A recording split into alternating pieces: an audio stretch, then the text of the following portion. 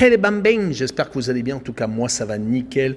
On se retrouve aujourd'hui pour une nouvelle vidéo sur les quarts de finale de la Coupe de France. 4 matchs répartis entre le 28 février et le 1er mars qui sont les suivants: Lyon contre Grenoble, Nantes contre Lens, Toulouse contre Rodez et enfin Marseille contre Annecy. Donc 3 confrontations entre clubs de Ligue 1 et de Ligue 2 et une seule opposition entre 2 clubs de l'élite. Mais avant d'attaquer, n'hésitez pas à venir nous rejoindre sur le site VIP et les réseaux sociaux, Telegram, Instagram et Twitter, dans lesquels j'apparais, où je donne une code safe et une code fun. D'ailleurs, hier, j'en ai fait profiter le plus grand nombre dans une des vidéos et j'ai réussi à faire un gros coup avec la code fun, une cote à 4,30. Donc n'hésitez pas à venir nous rejoindre et n'hésitez pas sur cette vidéo à mettre vos pronostics et vos commentaires positif ou négatif, et également mettez-moi un petit pouce pour valider la vidéo et la référencer, et surtout abonnez-vous, on a dépassé les 13 200 abonnés. On commence avec le 28 février et Lyon contre Grenoble. Les Lyonnais se sont imposés à l'extérieur à Angers 3-1, même si les Angevins ont monté un très beau visage, mais malheureusement quand on est dernier, ce n'est pas pour rien. On a tendance à le payer cash à chaque fois dès qu'on est un peu moins attentif. En tout cas, les Rhodaniens viennent de se venger de leur défaite à Auxerre 2-1, où il y avait une grosse déception car ils venaient d'enchaîner des bonnes prestations. Dernièrement, sur les 5 derniers matchs de Ligue 1, c'est 3 victoires, 1 nul et 1 défaite. Ils restent toujours au contact de Lorient et de Nice, avec respectivement 1 point de retard et 3 sur les Azuréens. On peut également noter qu'ils sont sur une période offensive assez intéressante, ayant réussi à marquer 9 fois lors des 4 dernières rencontres. Ils vont jouer contre Grenoble, qui est un club de Ligue 2, qui est sur une saison assez intéressante. Ils sont actuellement 7e et peuvent encore espérer les playoffs. Ça va être plus compliqué pour monter directement, même si il peut y avoir de l'espoir, car une grosse série peut leur permettre de remonter au classement. En tout cas, actuellement, ils sont sur 3 matchs sans victoire, 2 matchs nuls à la maison contre Pau et Le Havre.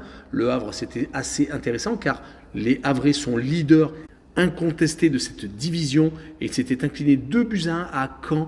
C'était un peu plus compliqué. Rappelons que lors des 5 derniers matchs de Ligue 2, c'est 2 victoires, 2 nuls et 1 défaite. Un bilan assez convenable. Mais sur ce match-là, je les vois s'incliner 3-1 à Lyon et je vois le plus de 2,5 buts sur le match, une cote à 1,71. On poursuit avec le 1er mars et la première affiche, Nantes contre Lens. Les Nantais sont 13e, les Lensois 4e. Les Nantais viennent de se faire éliminer de la Ligue Europa par la Juventus de Turin.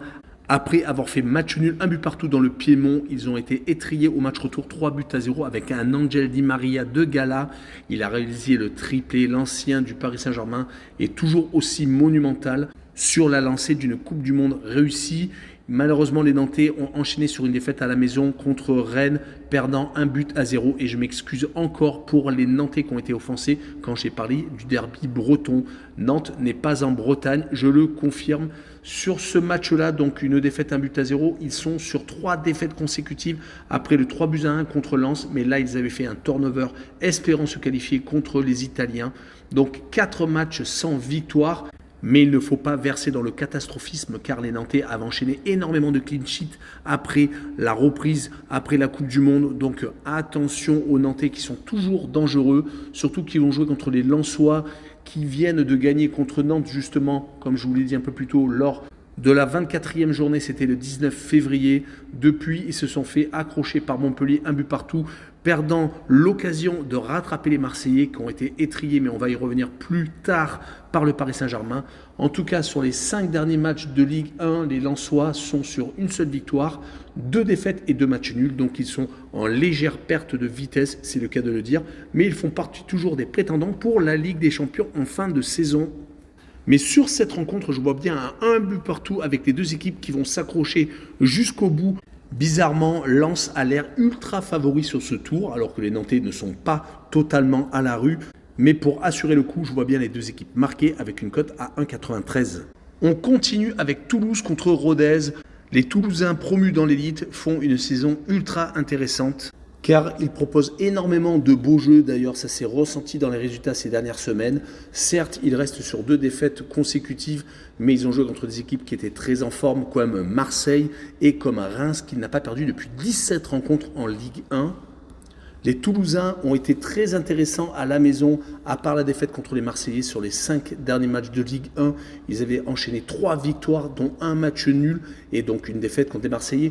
Les 3 victoires avaient été avec un 4-1 contre 3, 3-1 contre Rennes et 2-0 contre Ajaccio. Donc c'est une équipe qui a tendance à beaucoup marquer. Quand on voit leurs résultats lors des précédents tours de Coupe de France, ils se sont imposés 2-0 contre Ajaccio et donc 3-1 contre Reims. Ils vont jouer contre des Rhodésiens, lanterne rouge de Ligue 2, mais qui miraculeusement, je dirais peut-être pas miraculeusement, car c'est des exploits qu'ils ont réalisés à chaque fois à l'extérieur, éliminant Monaco et Auxerre, 2 clubs de Ligue 1. Monaco, ils étaient menés 2-0 et ont réussi à faire 2 buts partout, gagnant au pénalty. Et en Bourgogne, ils s'étaient imposés 3-2, donc chez les Auxerrois qui étaient en mal de résultats à l'époque. On peut également noter qu'ils avaient réussi à éliminer les Stéphanois au pénalty, faisant 0-0 dans le temps réglementaire. Mais le problème est que dans leur championnat, c'est 2 défaites et 3 matchs nuls lors des 5 dernières rencontres. Sur ce match-là, je vois Toulouse s'imposer 3-1 et je vois bien les Toulousains marquer le plus de 2 buts sur le match, une cote à 1,79.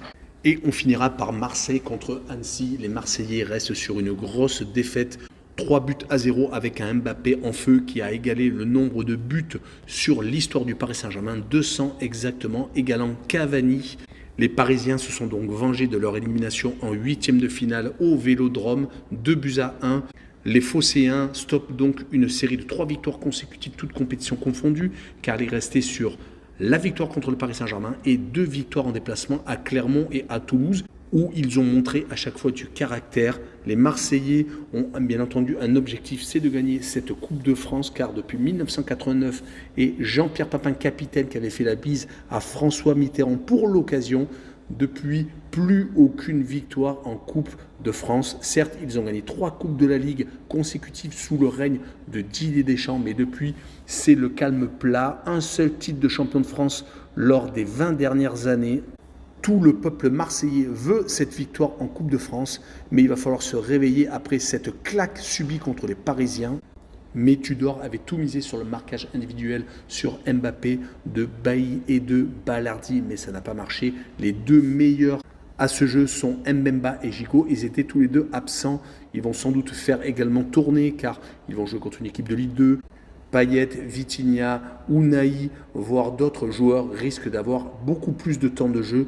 Leur adversaire est donc une équipe de Ligue 2, Annecy, qui fait une saison très complète car ils sont 10e au classement et sont en quart de finale de la Coupe de France. Et on ne s'attendait pas à un tel résultat. Certes, ils viennent de perdre 5-1 à Sochaux, mais ce parcours en Coupe de France est un vrai bonus. Ils vont enchaîner leur 6e tour et leur 5e déplacement consécutif. On peut regarder leur dynamique actuelle en Ligue 2. Sur les 5 derniers déplacements, c'est 2 défaites et 3 matchs nuls. Et sur leurs matchs à domicile et à l'extérieur confondus, c'est 2 victoires, 2 défaites et un petit match nul. Sur ce match-là, je vois bien les Marseillais s'imposer quand même 2-0 avec le retour sans doute de Mbemba. Et je vois les 2 équipes ne pas marquer avec une cote à 1,75. Voilà, on en a fini avec cette courte vidéo de quart de finale de la Coupe de France. N'hésitez pas à venir nous rejoindre. Ciao les bambins!